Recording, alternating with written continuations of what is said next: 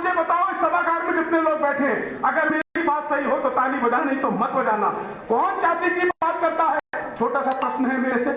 गांव में आप जाते हैं तो आप देखते हैं कि गांव में कीच हो जाती है। उस कीच में से एक कुत्ता निकल गया और निकल के दरवाजे के सामने से निकल गया, फिर ऊंट निकल गया, फिर शेर निकल गया मान लो, तो उसके पैर देख देख के बताते हो कि अभी कुत्ता निकल गया, अभी शेर निकल गया, अभी ऊंट निकल गया। और उसी कीच में से थोड़ी देर बाद एक हमारा ब्राह्मण निकल गया, उसके बाद एक जाट निकल गया, उसके बाद एक यादव निकल गया, उसके बाद एक हमारा दलित समाज का भाई निकल गया। किसी माई के लाल में हिम्मत हो तो उसके पैर देख के बताओ कौन से जाति का निकल गया। आदरणीय योगी जी ने कहा था कि किसान जितने भी हैं ये खेतों में अच्छे लगते हैं। हमने कहा बिल्कुल योगी जी आपकी बात सही है, किसान खेतों में ही अच्छे लगते हैं, लेकिन एक बात और बता दो कि संत कहां पे अच्छे लगते हैं। ये बात मैं आज आपसे क्यों कह रहा हूं? जिला पंचायत का चुनाव है, सभी लोग अपने अपने दल के साथ आए हैं। इस दल को मात्र एक टिकट और जिला पंचायत के साथ मत जोड़ो, क्योंकि मानव काशीराम के हर संघर्ष को मैं पढ़ता हूं।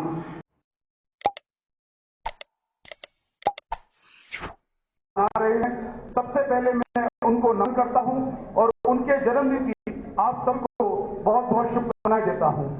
सम्मानित साथियों, इस कार्यक्रम के मुख्य अतिथि परम आदरणीय, परम सम्मानित मुख्य सेक्टर प्रभारी परम आदरणीय श्री गोरेला जाटव जी और मंच पर बैठे हुए जितने भी मेरे सम्मानित साथी हैं और मंच से लेकर सामने बैठे हैं, सब एक से एक गुणी महान।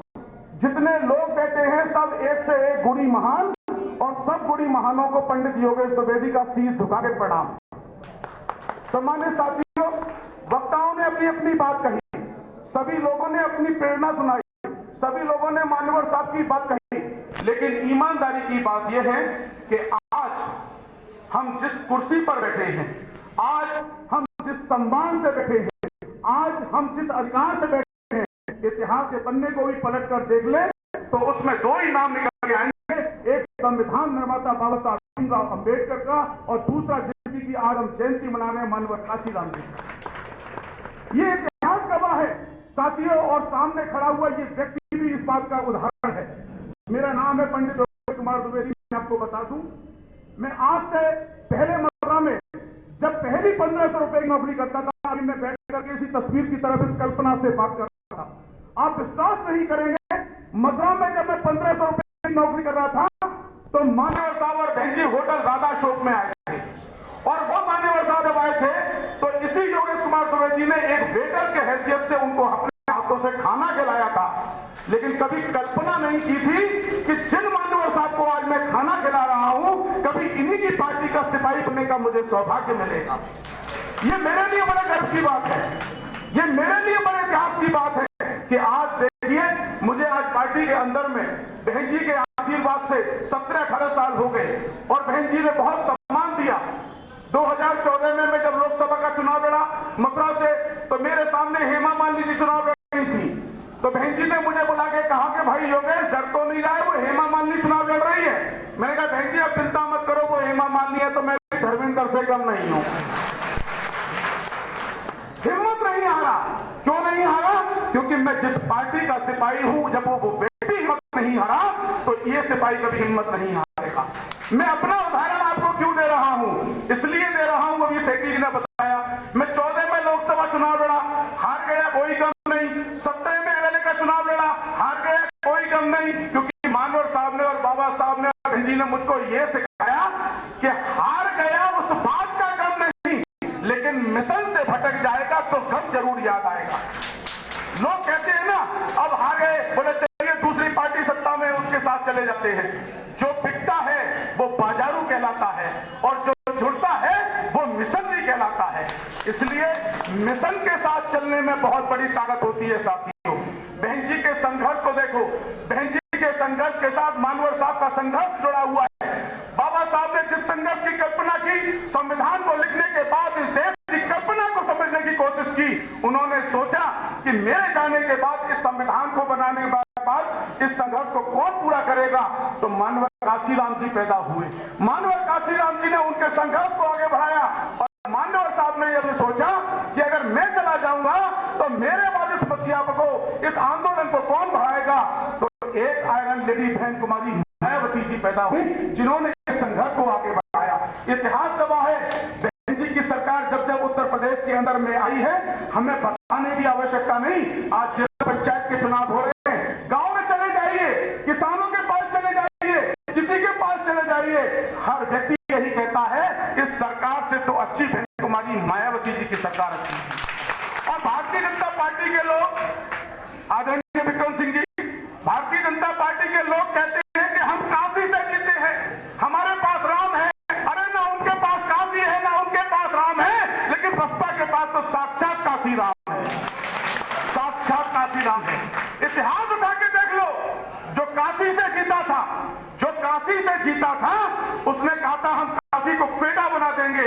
लेकिन गवाह है इस बात का, इस देश का प्रधानमंत्री नहीं, एक व्यापारी है। बनारस से जीतने के बाद अगर सीप कहीं उड़ाया तो गुजरात में उड़ाने का काम किया।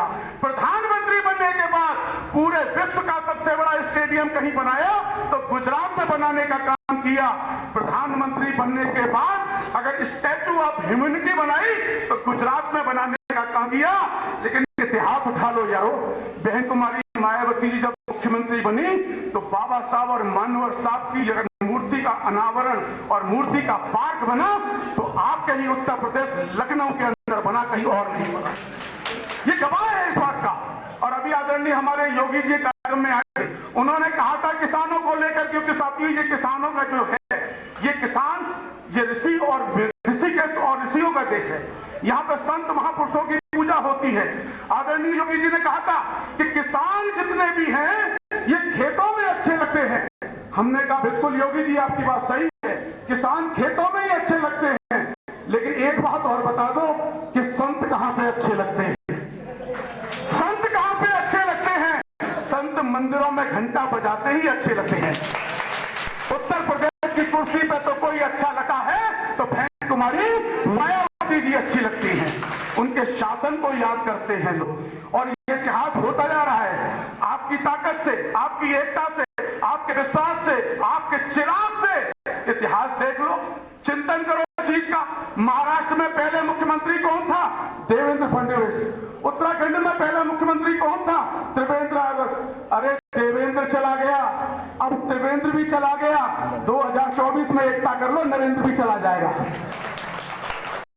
ये इतिहास है, लेकिन जाएगा साथियों तुम्हारी एकता से। ये बात मैं आज आपसे क्यों कह रहा हूं? जिला पंचायत का चुनाव है, सभी लोग अपने अपने दल के साथ आए हैं। इस दल को मात्र एक टिकट और जिला पंचायत के साथ मत जोड़ो, क्योंकि मानवर काशीराम के हर संघर्ष को मैं पता हूं। मैंने अभी कल मार्च में माननीय पंडित श्याम सुंदर शर्मा जी के साथ एक सभा की। मैंने वहां एक बात कही लोगों से कि आप एंड्रॉइड चलाते हो, आप मोबाइल चलाते हो, क्या देखते हो उसमें नेट चला करके? आप उसमें फिल्म देखते हो, आप उसमें टिकटॉक देखते हो, आप उसमें हीरो हीरोइन के डांस देखते हो। इनसे जीवन नहीं बदलेगा। अगर यही सब कुछ मानवर साहब और बाबा साहब ने देखा होता तो आज तुमको इस कुर्सी पर बैठने का अधिकार नहीं मिलता। आप उसी फर्श पर बैठे होते जो अंग्रेजों ने तुम्हारी तय कर रखा था। इसलिए मैं कहना चाहता हूं कि अगर आपके पास खाने का समय है, पीने का समय है, नहाने का समय है, परिवार का समय है, तो इस मोबाइल पे आधा घंटे बाबा साहब और मानवर साहब के इतिहास को पढ़ने का समय निकालो। और समय निकालोगे तो कर्मा अपने आप बन जाएगा, भाईचारा अपने आप बन जाएगा, यूनिटी और हिट अपने आप बन जाएगी। और निश्चित तौर पे आज हम आपसे पूछना चाहते हैं, आज पंचायत चुनाव है, हर समाज का व्यक्ति कहता है हमको वोट दो, हम जीतने वाले हैं, हमको वोट दो, हम जीतने वाले हैं। आज टिकट की बात करने वाले मैं उन लोगों से पूछना चाहता हूं, जब हम चुनाव लड़ते थे तो हमारे ऊपर ये बात आरोप लगाता अरे ये तो बसपा वाले हैं, इनको वोट मत देना। आज वही लोग भाजपा, कांग्रेस, लोकदल, सपा के दरवाजे पर मस्तक न देकर आपके दरवाजे पर मस्तक दे रहे हैं। तो ये मानवर साहब की देन है साथियों। और इस एकता को बनाने की ताकत क्यों पड़ी? क्योंकि ये समाज जो है ये वही समाज है जो कभी पिता नहीं है। और जाति धर्म की मैं बात नहीं करता, आपसे एक सवाल बात कहूंगा और अपनी बात को खत्म करूंगा। लोग जातियों की बात करते हैं, आप मुझे बताओ इस सभागार में जितने लोग बैठे हैं, अगर मेरी बात सही हो तो ताली बजाना, नहीं तो मत बजाना। कौन जाति की बात करता है? छोटा सा प्रश्न है मेरे से। गांव में आप जाते हैं तो आप देखते हैं कि गांव में कीच हो जाती है, उस कीच में से एक कुत्ता निकल गया और निकल के दरवाजे के सामने से निकल गया, फिर ऊंट निकल गया, फिर शेर निकल गया मान लो, तो उसके पैर कुत्ता निकल गया, अभी शेर निकल गया, अभी ऊंट निकल गया, और उसी बीच में से थोड़ी देर बाद एक हमारा ब्राह्मण निकल गया, उसके बाद एक जाट निकल गया, उसके बाद एक यादव निकल गया, उसके बाद एक हमारा दलित समाज का भाई निकल गया। किसी माई के लाल में हिम्मत हो तो उसके पैर देख के बताओ कि कौन से जाति का निकल गया। अरे जब तुम बीच में खड़े हुए पैर देखकर उसकी जाति नहीं बता सकते और जानवरों के पैर देख करके जाति बता सकते हो, तो मैं यही कहूंगा कि जातियां तो जानवरों की होती है, हमारी पहचान तो यारो इंसानियत है। क्योंकि मानव साहब ने लड़ाई किसी जाति और धर्म की नहीं, उन्होंने इंसानियत की लड़ाई लड़ी थी, गरीब की लड़ाई लड़ी थी, मजलूमों की लड़ाई लड़ी थी, दलित की लड़ाई लड़ी थी, वंचित की लड़ाई लड़ी थी। और उसकी लड़ाई को जीतने के लिए हम सबको मानव श्री राम जी का अनुयायी बनना पड़ेगा। आज यहां पर आप लोग बैठे हैं, ईमानदारी से जिन जिनको भगवान ने 2 हाथ दिए वो 2 हाथ ऊपर खड़े करो, और जिनको एक भी दिया वो एक भी खड़े करो, और जिनको 2 हाथ दिए थे ऊपर 2 हाथ खड़े करो। और सौगंध है इस बात की कि यहां से नारा उस चौराहे तक लगना चाहिए, मानव काशी राम जी अमर है, मानव काशी राम जी अमर है, बाबा साहब अमर है, बहन जी संघर्ष करो। बहुत बहुत धन्यवाद। समय की बहुत सत्यता है, बहुत सत्ता है। आप सभी को मैं जय भीम, जय भारत, नमो बुद्धाय, अस्सलाम वालेकुम, राम राम साहब। बहुत बहुत धन्यवाद आदरणीय पंडित द्विवेदी जी।